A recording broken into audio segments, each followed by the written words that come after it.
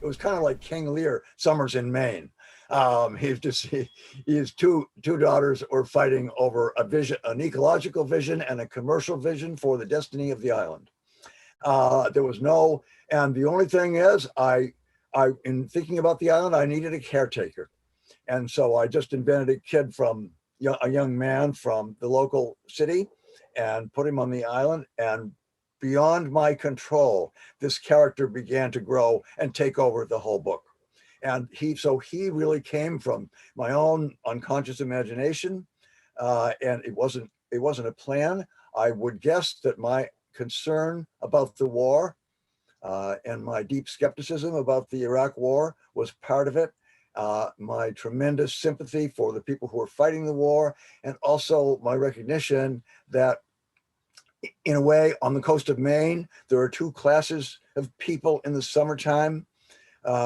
The kind of people that would own a private island, and the kind of people that work and that go into the military.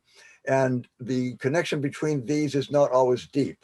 And so I really wanted to, I could just see these two separated categories of people on the Maine coast coming together in this book. And so this caretaker I was halfway through the novel and I had to rewrite it all over again. And suddenly this person who was hired as a caretaker became the main character in the story, or one of the two main characters in the story.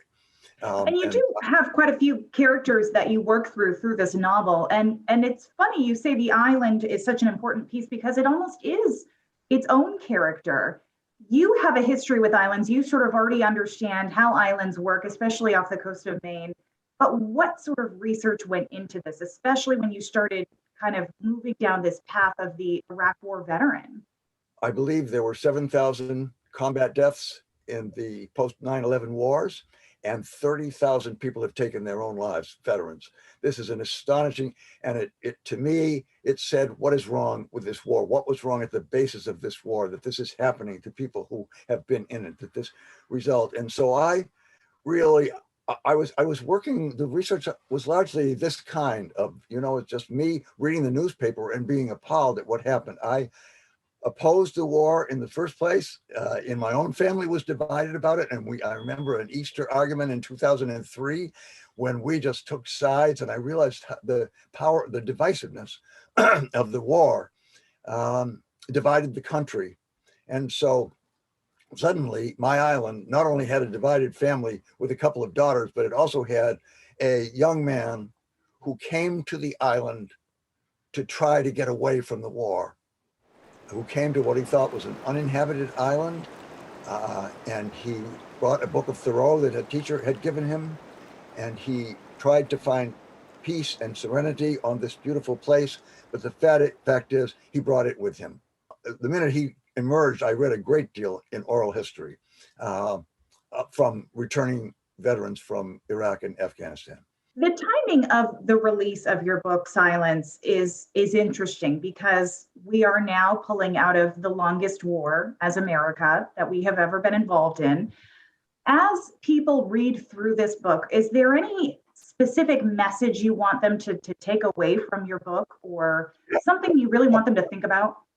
I want to be very careful when you enter a war, because it is never over. And even though we say, and I think you can see this from just reading the papers, even though we say we are pulling out, suddenly there's another family that was left behind and another family that's left behind.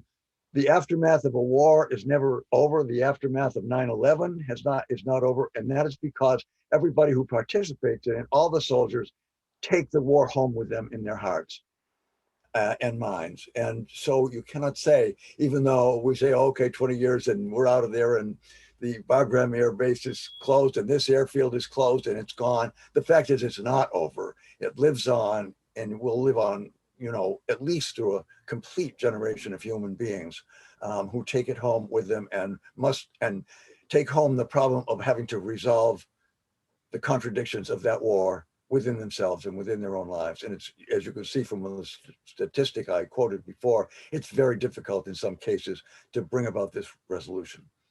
My character goes to an island to find peace, but he's also lost his identity. And unbeknownst to him, he finds a purpose and a mission on the island that allows him to redeem himself from the war.